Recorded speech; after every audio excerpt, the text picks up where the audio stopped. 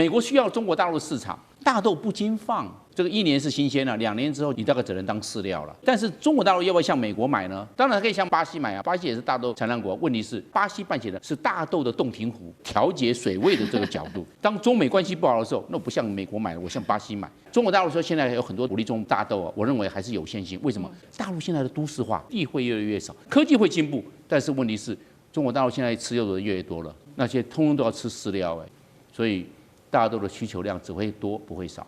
接下来我们特别关心到的是来自于《华尔街日报》的最新分析，他认为2026年的关键，中美经济正在加速的离婚。这当中我们也看到了一些的迹象，包括最新习近平在有关于粮食，中国大陆的粮食上面要实现战略自主，尤其呢豪砸了1兆元来补助，这当中包括了关键项目，像是东北的大豆。那美国的豆农这时候怎么办呢？中国买美豆，现在买的这些量都只是过渡期吗？今天我们会一起来做关心。好，中美现在之间的关系被形容是冷战2.0，但是呢，我们看到，好不容易啊，这个川普跟习近平这一回是终于说上话了。他们这一次直接通话谈的话题其实非常的多，包括涉及到了贸易、军事，还有川普说他4月会访中，跟台湾议题等等。在这场对话结束之后，川普其实是非常开心的，他认为双方之间有非常好的一个谈判。他说这是一场出色而且长久深入的对话，因为呢，他特别提到了有关于大豆的问题，就是美国农民最关心的大豆议题。他说，北京啊，现在也在考虑了，会大幅提升向我们美国采购大豆的数量，从原本的1200万公吨，拉高到2000万公吨，也就是增加了800万吨的一个量，并且他还透露说，北京还有承诺我们其他事情下一季的采购量还会持续的增加，扩大到2500万公吨。那这个消息一出，当然了，黄豆期货的报价终于是暴冲，创下2个月以来的新高了。美国的农民，大豆农民听到这个消息是不是最开心呢？因为他们已经惨淡了非常非常久的时间了，尤其在这个海外的销量惨淡这个价格更是跌到了14年的新低。普渡大学更是说呢，就算现在有了这样子的一个利多消息，但是大多数的美国农民啊，还是认为说现在的经济的经营状况还是会比去年还要更惨，似乎是对川普是没有信心的。另一方面，也是他们也担心，巴西在今年这个它的产量在大豆上面会创下新高，达到了1.8亿公吨，价格更低，更吸引中国大陆的买家。所以呢，中国大陆其实也有另外一个选项，它可以跟巴西去买大豆啊。所以节目一开始要特别请教杨老师怎么看了。北京一方面现在也承诺说，会跟这个川普买大豆，但是另外一方面又砸了兆元，这当中的战略计划还包括了推动粮食的自主。他现在是对美国释出善意，还是把跟美国买这些大豆当作是一个过渡期而已？那为什么习近平会愿意答应川普去买大豆？老师怎么看？我们看2023年到24年中国大陆跟美国购买大豆大概是美国大豆出口的54%，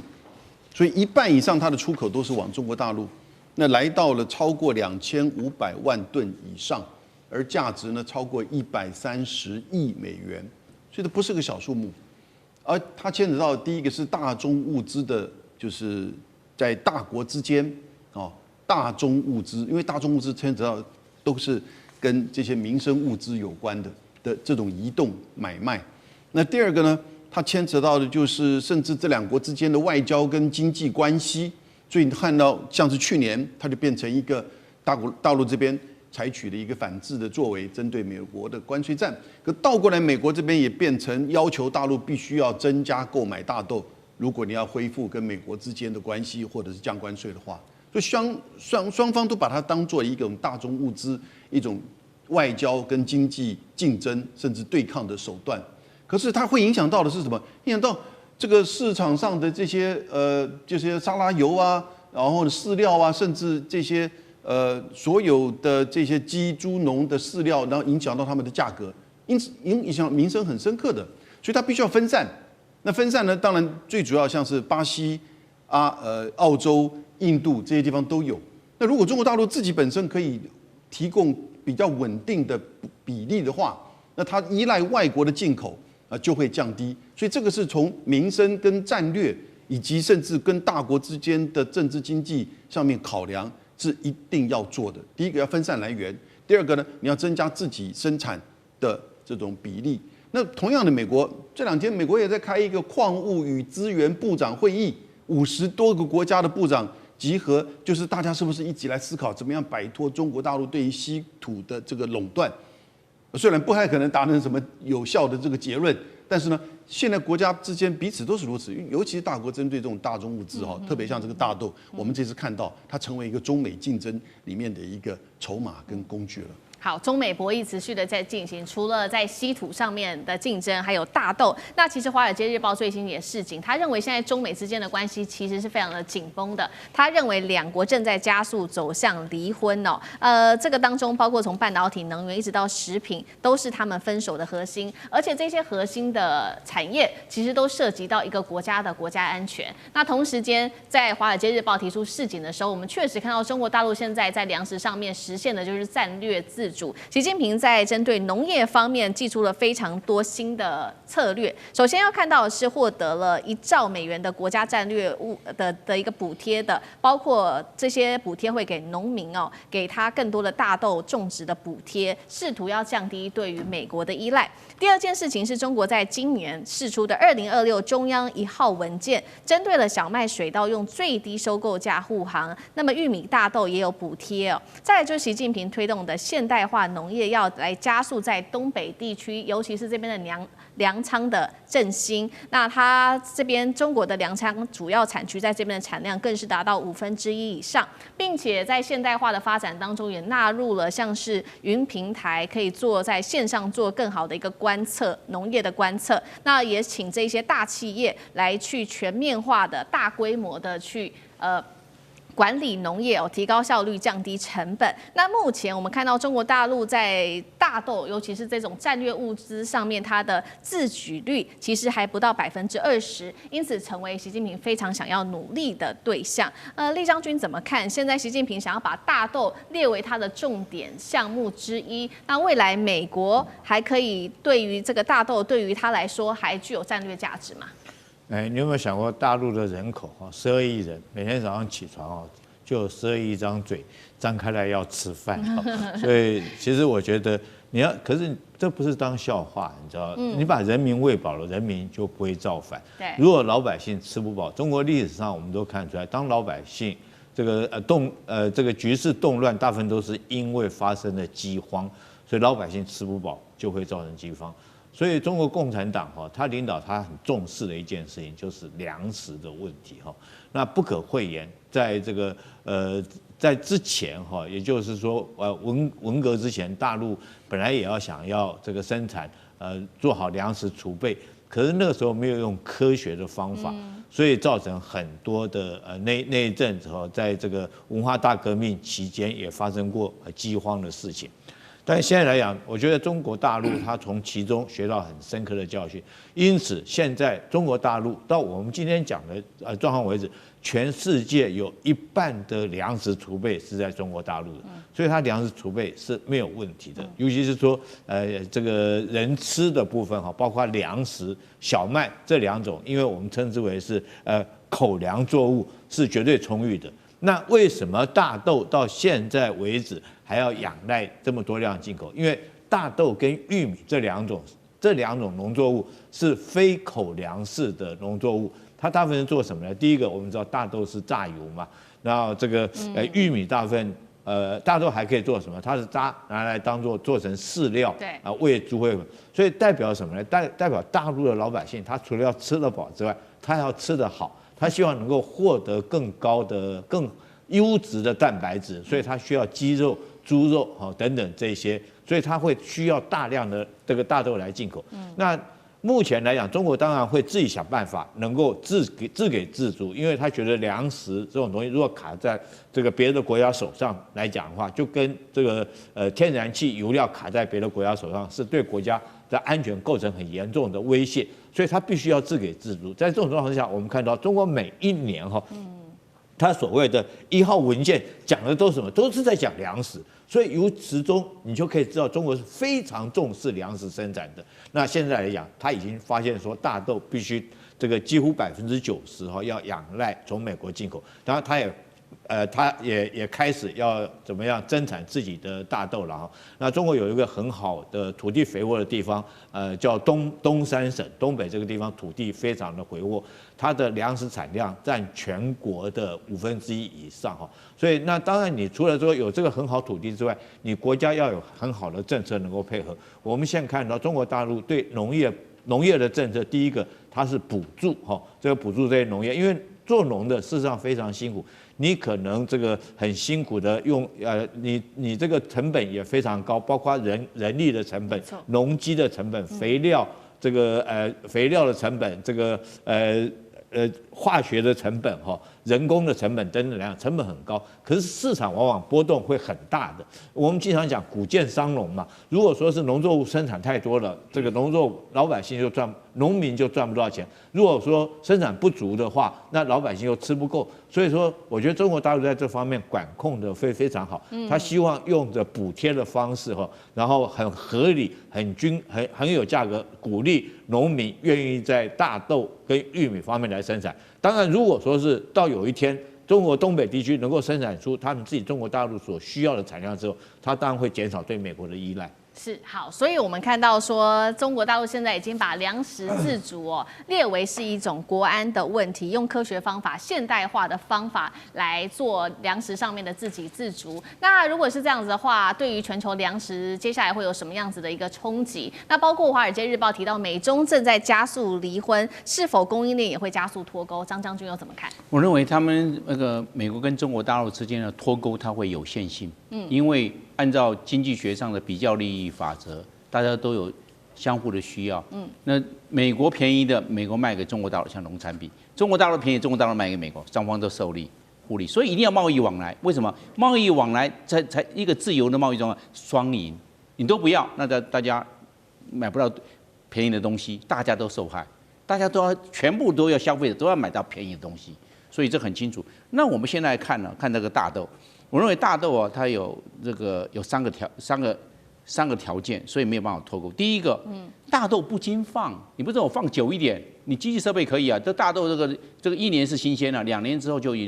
开始有点黄菊毒素了，你大概只能当饲料了。你1年可以在炼油，反正那么多豆类，有豆皮、豆腐、油豆腐，什么都是豆，那可以，这是新鲜的吃。你一放了1年之后，那对不起，那只能做那个饲料了。那你这样的话，整个的经济价值降低了。美国的大豆的市场产量那么大，所以但是中国大陆要不要向美国买呢？我认为会向美国买，因为有个条件说，中国大陆一直是贸易顺差对美国，美国对中国大陆是贸易顺差，然后贸易逆差，那我就买你100亿，因为现在大豆1公吨400块美金，你就可以知道了，一公吨是400块，那下了2000。你要知道，我们2000万吨哦，那是80亿美金。对，如果达到2500万吨的，刚好是100亿美金，是这个样啊。那今天我们就讲到了，那整个贸易的赤字，稍微平衡一点。我买你大豆嘛，那美国刚好也需要出口啊，美国需要中国大陆的市场，中国大陆需要美国的大豆，刚好相互。当然可以向巴西买啊，巴西也是大豆产量国，问题是巴西跟中国大陆之间的贸易赤字没那么严重啊。那就跟美国反而可以做调节，我认为是在调节上面。那这个调节呢？美国是我们讲的贸易顺差跟逆差的调节。那巴西扮演的什么角色？巴西扮演的是大豆的洞庭湖。当中美关系不好的时候，那我不向美国买了，我向巴西买，它变成洞庭湖就对了。那么中美关系好的时候啊，那巴西你就大豆少卖一点吧，因为中国大陆会向美国买大豆，所以。巴西是站着一个调节水位的这个角度，那是这个状况。那现在中国大陆说现在有很多对国内鼓励种大豆啊，我认为还是有限性。为什么？大陆人多。第二个呢，大陆现在的都市化会把农地吃掉，沧海桑田嘛，会把农地吃掉了，没有农地去吃这个都市的啦，只有都市吃掉农地，所以地会越来越少。当然科技会进步，但是问题是中国大陆现在吃肉的越来越多了，猪鸭牛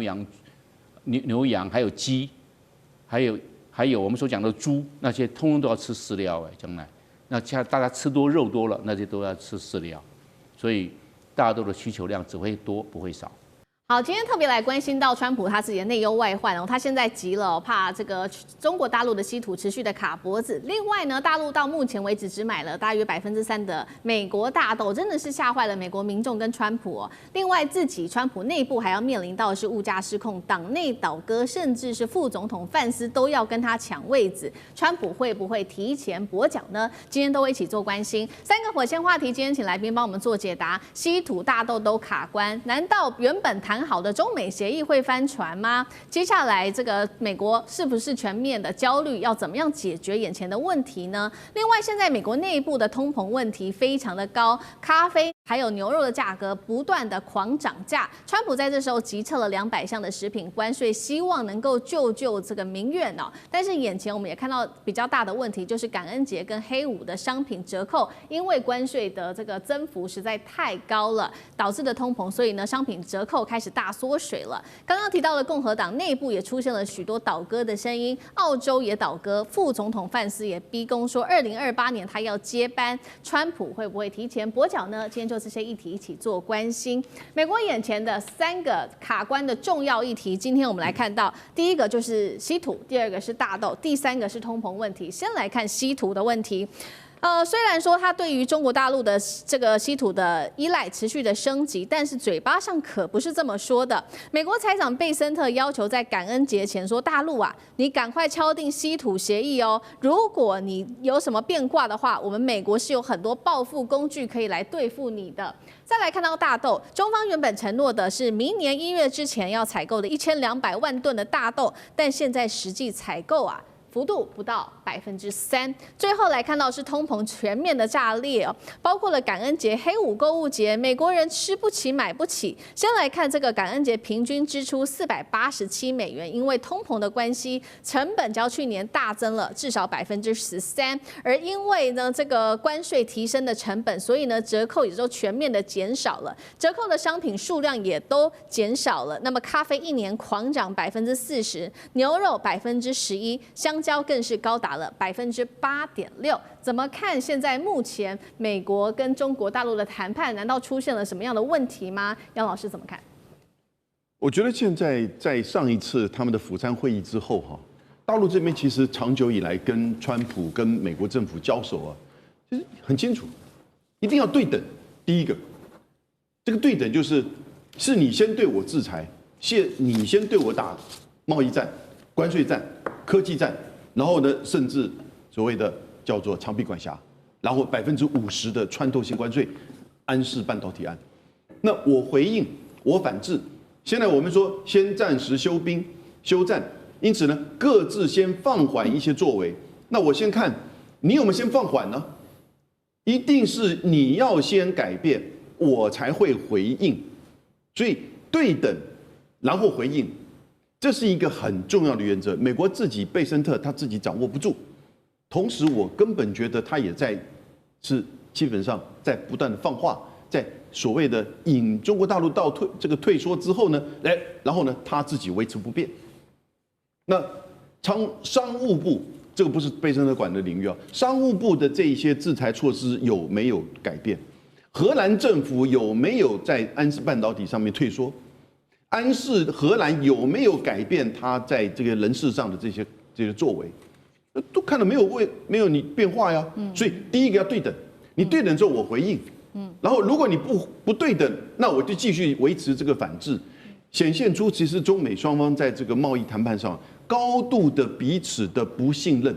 尤其是北京这边一定要抱怀一个对美国是不信任，而且一定要质疑，因为从一开始，他的目的其实就是不断的要打压中国，在制造、在出口、在科技层面。那不管中国现在是怎么样的发展，怎么样取得这个成就，但是美国的最后的目标是没有变。那他可能暂时的收缩，但我要看到你确实的作为。所以我们现在检视所有他在釜山会议所答应的这些项目，没有什么太大的改变。那我为什么要多买你？我基本上采购1200万吨，这已经很不得了那已经算是多。当然你说如果只有3%，那可是事实上如果以每个月的这个采购而言的话，差不多就是1200吨到1500吨，因为中国大陆跟美国购买一年大概是1亿3000万吨。所以这样的情况之下，其实已经到大陆有所作为。这个时候，美国应该自己本身不管是在关税上，还是在经济以及科技的制裁上，要拿出具体的作为。我觉得大陆这边才回应。那这个时候呢，其实大陆也要财政部，我看到他们的商务部也有公开的这么讲，也就是说，这个是一个相互的。你要有具体作为之后，我们也会配合实践釜山会议的共识。好，一方面我们看到大陆已经展示了对美国的高度不信任度呢，另外一方面，川普要忧心的还有就是自己国内的通膨问题。眼前的这个感恩节再加上黑五，看起来这个表现都非常的不好哦。那川普决定撤下200项针对于食品的关税来救美国的通膨问题，舰长怎么看？我们看到啊，那个有关于感恩节的部分，我们上个礼拜的节目正好讨论到有关于Walmart。他提出的这个感恩节菜篮的内容啊，那其实我们可以看到啊，这个商人的嘴啊，骗人的鬼啊，他拿出那照片，感觉好像今年比较丰盛，其实没有，他少了14项以上的商品啊，对，那内容变少了，然后但是呢，它的价格其实相对来讲是涨的。那我们如果最近看最近的一份那个民调也就是《华盛顿邮报》他的一个说法，如果我们看，如果对于美国成年人的看法啊，他会认为杂货涨的占71%，对不起，这生活每天所需碰到的就是这样。然后公共服务，例如说水电瓦斯这样涨了59%，那对于医疗的话涨了43%。所以我们看这个，我们刚刚只看成人哦，如果看这一个，无论是共和党或者是民主党，甚至独立党派的，其实通通都是这样的一个趋向啊。那现在为什么一直涨呢？其实这是一种预期心理啊，也就是如果我们来看那个密西根大学他做的一个统计的话，我们就会看到，其实在这个时间点，也就是川普他要当选的时候，我们就已经看到大家的预期心理已经开始了。那真正达到最高的时候呢，是在这个对等关税起征的1个月之后，也就是5月，因为大家发现川普好像不是说啊，这次是玩真的啊。虽然后来因为跟中国大陆的各种折冲之下，做了非常多的改变，那但是呢，其实这个大家的预期心理还在啊。现在最新的预期心理啊，也就是未来1年的话，是它的那个通膨是4.7%啊。那如果以这个通膨来讲的话，其实真正影响最大的是每天大家的日常所需。我们看美国的电影，或者是直接到美国去观光，你就会看到美国到处都在卖咖啡啊。那问题是咖啡最大的产地在哪里？咖啡最大的产地是在巴西啊。美国现在对巴西苛征50%的关税，那对不起，那个羊毛长在羊身上，你就是这样拔。那也就是我们这样讲的。这个都是对等关税后续的问题，所以我们刚刚看到主持人讲说，这个咖啡1年涨了40%，我们就再一次确认了，这个对等关税其实最后都是由美国自己的消费者来承担。那而且呢，我们刚刚讲到说，为什么川普他要那个多达237项的一个进口农产品都开始免税？为什么？因为他实在是撑不下去了。再这样下去，刚刚已经讲到说，有关于明年的可能会发生的，无论是范斯啊，对他的一个逼宫啊等等，那他现在要最好把他自己的位置坐稳。坐稳的方法是什么？也就是平抑物价。那可是这个平抑物价，我们刚刚有讲到有关于这个预期心理的部分，他怎么样免除预期心理才是最大的问题，所以他就把矛头对准了中国大陆，也就是你赶快，那个最好那个100艘船、200艘船的来买大豆，大家看到了哦，中国大陆开始采买，那预期心理就降低了。然后我今天早上看 Bloomberg 他的一个直播，他直接把这个现在美国物价的波动，直接归纳是中美的这一个有关于对等关税的争端，所以为什么川普急于解决对于中国大陆的这个关税问题，其实问题就在这里。对，确实哦，因为经济的问题，所以川普现在不支持率其实已经在美国内部高达了60%。接下来其实就是要面对的就是期中选举。那现在担心的事情就是不只是自己川普内部共和党倒戈，甚至刚刚提到的嘛，这个范斯的逼宫，还有盟友也是不是要跟这个川普来做切割呢？我们继续的看下去哦。现在呢，美国选民对他的经济期待已经崩盘了。原本是说来自于《华尔街日报》的报道，80%选民是因为川普啊，我对你这个上任之后有一些经济上面的期待，所以我支持你。但是没有想到你却把经济搞成这个样子，让民主党趁势的崛起哦。尤其看到了这个纽约市长等等的3场选举都是民主党胜哦，让这个美国人民哦，可以说呢，直接就反映了民意哦。那美国人民现在最大的痛点就是真的物价太高了。刚刚讲嘛，共和党自己内部都翻船了。这位是共和党籍的众议员葛林，他痛批川普说呢，支持阿根廷哦，像让这个美国人挨打了一拳一样。因为民众现在为了生活成本感到非常的愤怒啊。范斯都说了，期中选举后呢，我就会来跟川普好好谈谈了，是否来谈2028的接班问题。川普会不会提前跛脚啊？委员怎么看？不太容易提前跛脚，除非他在众议院、参议院同时都成为少数党。但你目前来看的话，可能只有一个院，不会2个院都如此。所以他还是可以跟民主党啊产生某种恐怖的平衡跟恐怖的斗争。那至于在党内呢，有人会发出一点声音啊。比如说，这个副总统范斯，他现在讲说你不行，我来接班，这个简直触犯了川普的大忌。范斯在美国政坛上是没什么实力的，所以我觉得他那条小命自己至少看好一点啊，比较实际啊。川普毕竟是大帝，还是有很大的影响啊。我们来看看明年川普会不会赢的几率很小啦，只是输多少而已啦。那主要原因真的是生活费，最高不是通货膨胀。美国现在通货膨胀上个月是2.9%，这个月是3%，这在全世界标准上面不是什么多高的通货膨胀率啊。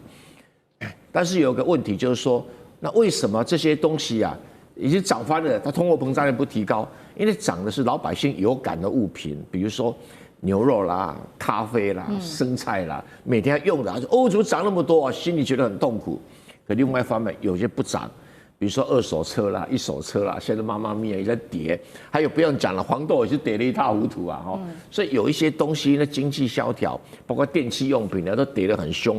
可是有些日常生活要用的，那就很惨了。事实上是石油价格也没有在涨啊，所以加权平均你会发现说美国没有通货膨胀，但生活物品涨得太凶，老百姓投票管你是什么通货膨胀我是不爽我就投反对票了所以目前来讲共和党里面是人人自危，尤其这其中选举要全面改选的众议员以及1/3改选的参议员，那这个就是有一番困难。澳洲也最好玩的，因为这个川普因为受不了了。把这个牛肉免关税，因为美国自己的牛肉都是比较高档用在做牛排用的，进口在做汉堡用的，巴西啦、澳洲啦都是如此。那现在对进口牛肉这个豁免这个关税好处说，平民百姓吃汉堡价钱生活费可以掉下来了。可是澳洲就打蛇随棍上。你不要光豁免牛肉嘛，你把我们对澳洲所有的关税全部取消嘛所以这个简直是给川普难看，而且这个声音会越来越大。你不要光取消那几项嘛，你就通通取消嘛这个牛肉啦、咖啡啦、生菜啦什么都全部取消，因为川普在搞这个关税战，我不是跟你讲过吗？王安石变法一事无成现在已经慢慢应验了。为什么？他那一套理论根本完全不符合经济学原理嘛，整天这么自以为是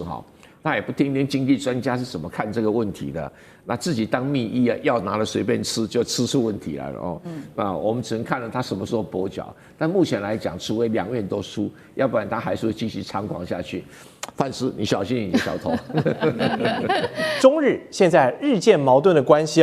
出现了戏剧性的转折了吗？怎么说？因为美国的财政部长贝森特他证实了这一次的我们看到这个两位领导人的通话呢，其实是川普主动致电给习近平的。那前几天的节目呢，我们说反了，说是习主席打给川普，我们更正一下，这一次是川普主动打给习近平的。那在通话的12小时后呢，他又立刻打给了高市早苗，那并且不是挺这位东亚的盟友哦，而是要警告东京呢，在台湾的议题上态度跟发言要小心一点，收敛一点。同一时间，我们还观察到就是这个北京火速采购了美国10船的大豆啊，让人把这个通话顺序跟大豆的交易产生了一些联想。难道对美国来说，现在日本这位重要的盟友连10船大豆农产品都不如了吗？那华尔街的分析也点出了说，中美现在关系的一个新现实，就是中国跟美国的贸易休战呢，跟台湾的议题已经是密不可分了。首先，蔡委员你怎么看主动通话？还有对日施压跟买中国大豆这3件事情中间的逻辑性，只是时间上碰巧刚好一致而已。对于贝森特的说法，我还是存疑，就是说，你美国总统为了大豆打电话给习近平，会不会太小题大做了？这个事情，习近平也不会去管大豆要买几个啊，他只要交代底下的说，我们就照釜山会谈的内容去买大豆就好。就像一开始的时候，我们在节目里面讨论说，彭博社说，你看中国爽约只买了什么，这个什么几吨的大豆，我说不可能啦，中国一定会买的啦。为什么？缺船嘛，你总不能调不到船，你还硬买嘛。那现在调到多少船就买多少大豆嘛，好，而且在年底之前要调船也蛮困难的。那所以说又说10吨呢，10船大豆，我觉得贝森特在做政治宣传。就是要告诉美国农民，你看吧，川普很认真打电话给习近平，所以才来10船大豆，达成了他的诺言。他要的做的是政治宣传。那如果说你是被动的，那好像你这个总统没有很积极啊。所以他是在告诉美国农民一种拉票的手法。那我为什么会这样判断？当然有人不服气，我就说我的看法就说大豆有那么重要吗？有那么急吗？没有，都没有。那贝森特这个说法只是要告诉美国农民，我们川普这么努力而已。那事情最重要是第一个时间点到底是什么陈述了，那个最重要。因为新华社并没有说这个习近平应约来接电话。第一个时间，以前的惯例都有啊。那对于跟日本的关系啦，习近平对日本很生气当然要找川普讲清楚，你打狗看主人嘛。那2个人聊啊聊，习近平根本大豆你说什么我就买了，因为现在美国大豆的价格跟巴西大豆的价格差不多没有理由不买。那谈到日本的时候，我不认为习近平那个川普也很进入状况他一定听了习近平讲说这么严重所以才会急着去打电话给高市早苗。那打电话给高市早苗也是这样的，你是我睡喊的嘞，所以我跟习近平关系搞得不错，你干嘛来搞破坏然后他要打你还很尊重我你看这习近平都尊重我对，而且你给我不要惹事而且这个事情也没那么急也没那么重要，你惹这事干什么呢？那这个高市早苗只好鼻子摸一摸，脸麻一麻，民调再高他也都往后退，所以我认为火速采购美国大豆这个是本来就形成上的啦，只要有船就一定买，有船就一定买没有所谓火速不火速，你如果没有船，你也火速不来所以这个纯粹是在对美国的大豆农民做宣传的那这里《华尔街日报》说，因为跟中国这个贸易休战跟台湾议题以密不可，还要再观察，贸易归贸易，你怎么知道未来不会摩擦？不会摩擦，你敢保证川普不拿台湾问题再出来闹吗？所以川普这个人是他最大的可以预测，就是他不可以预测。所以大家还是要对这个问题保持观察。那高市早苗呢？他当然在川普的压力底下，他也往后退但是你要知道，他从日本的安保法是把日本的安全规定3种事态，第一种叫重要影响事态，第二种档次更高一点叫存利危机事态，第3种事态叫武力攻击事态。重要影响事态只是说如果我有需要帮美国忙，我提供后勤补给就 OK。到了存利危机事态怎么样？是我可以出兵就某个特定目标进行攻击，然后到了所谓武力攻击事态，我可以发动全面的战争。它基本上是已经到了存力危机事态。然后高市早苗现在只退到了旧金山合约，但中国并不承认旧金山合约啊，就是说旧金山合约说，日本已经抛弃了台湾了，所以我没有立场去谈台湾的法律问题。可是很 tricky 的地方在哪里？我抛弃了，我并没有承认台湾是谁的主权领土，所以台湾在日本的法律上是无主之土。无主之土就是说我日本人可以攻占啊，我日本人可以介入啊，并不违反。但是如果再推到波茨坦公告，台湾已经是由日本还给了中国了，那主权就是中国的主权，你日本就不可以去攻击人家，你攻击人家是侵略啊，而不是介入而已啊。所以对于这样的一个模式，他谈到存力危机事态，存力危机事态在日本的安保法律里面可以封锁宫古海峡，那你不是针对解放军来，针对谁来的？所以我不认为中国，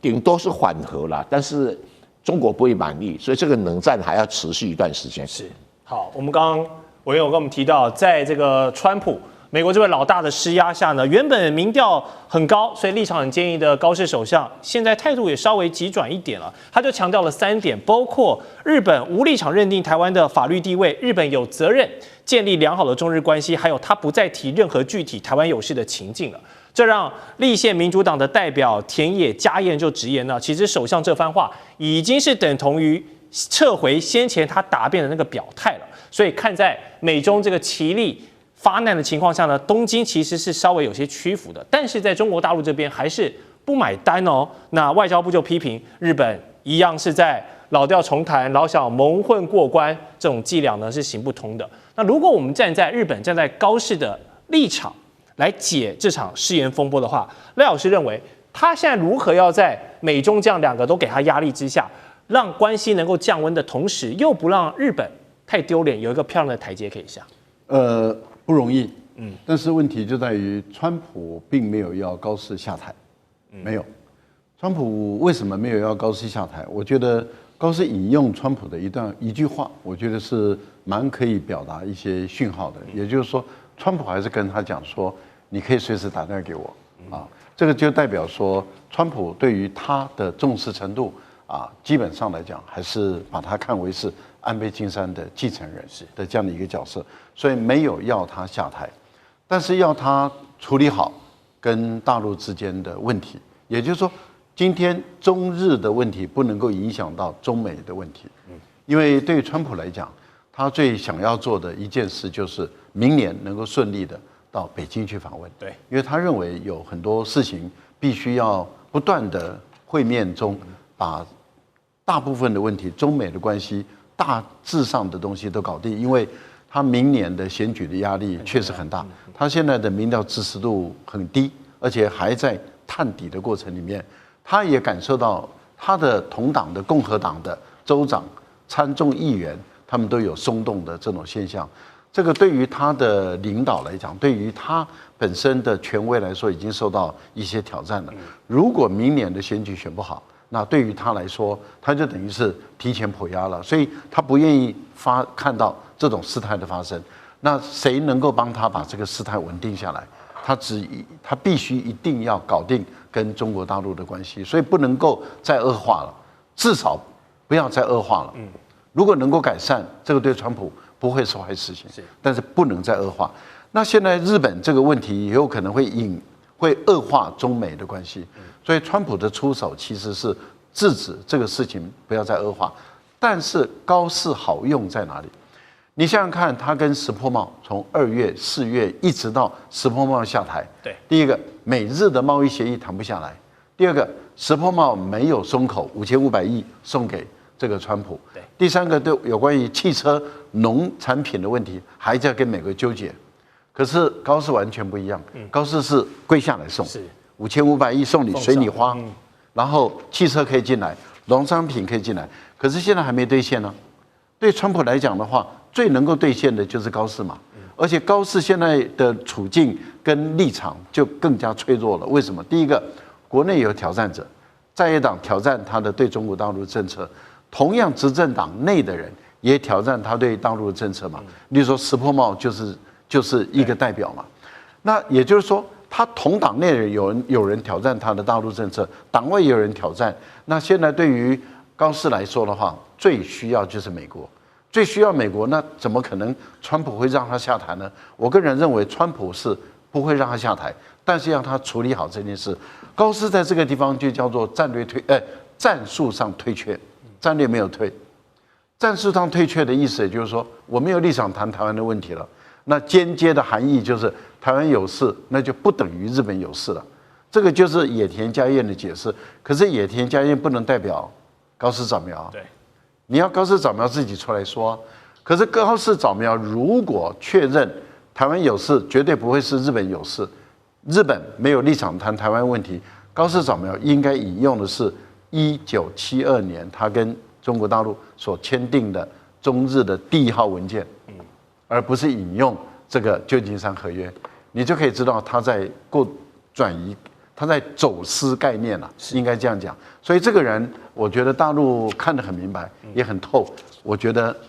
中日的关系短时间还是不可能缓解，不可能缓解。好。赖老师这样还要提醒大家持续的观察。那么这场牵动亚太局势的政治博弈呢，现在最新的发展是11月举行的这个珠海航展已经直接端出了，不好意思，这一次拒绝日本人入场的这个强硬表态态度端出来了。同时，中国的驻日大使也公布呢，日本的刑案从2021年到24年的增幅是高达65%的这个治安恶化。那提醒公民呢要避免赴日旅游。不过这个就比较是看时间说话，因为在高市誓言之前，这个中国游客去日本旅游是非常多的，所以这个时间拿出来讲就只是借题发挥。好，从贸易到观光，中国还有多少的组合拳可以对日本来发力，对日本来施压？还有，现在川普除了要维持好跟中国的关系之外，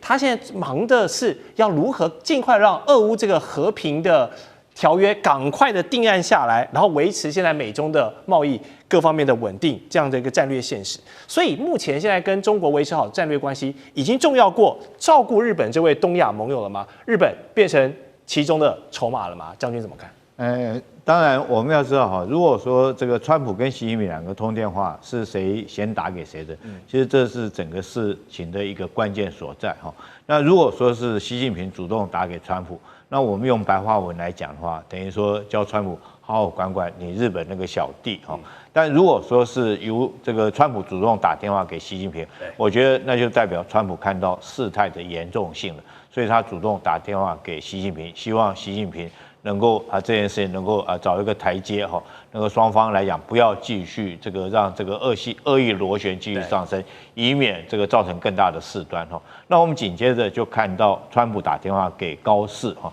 那很明显的这就很明显的他答应了习近平某些事情，然后必须要跟这个高市跟他讲清楚哈。那但之后我们就看到紧接着很快，时间确实很快。那昨天上午才听到说是川普打电话给高市早苗，下午来讲的话，高市早苗就在他们这个所谓政党的领袖协商会里面就讲出来这句话，就是日本没有